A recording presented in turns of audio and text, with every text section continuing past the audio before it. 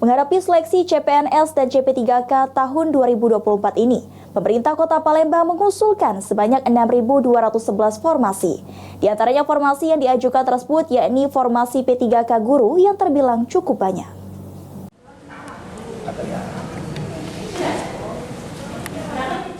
Menghadapi seleksi CPNS dan CP3K tahun 2024 ini, pemerintah Kota Palembang mengusulkan sebanyak 6.211 formasi. Di antara formasi yang diajukan tersebut, formasi P3K guru terbilang cukup banyak.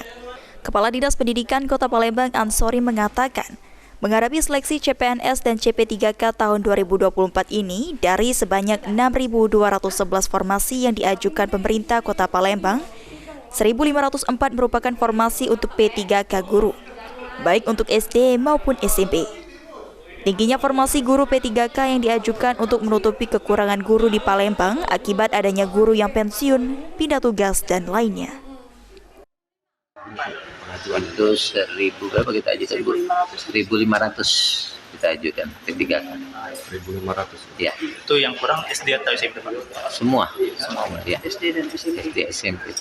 Itu untuk seluruhnya P3K ya, Pak? Ya. Semua ya. P3K. Guru ya. Ya.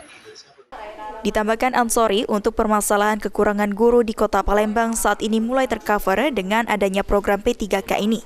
Mengingat pada tahun 2023 lalu pemerintah Kota Palembang menerima 1.300 guru, dan di tahun 2024 ini pemerintah Kota Palembang akan menerima sebanyak 1.504 guru P3K. Sandi Pratama, PAL TV.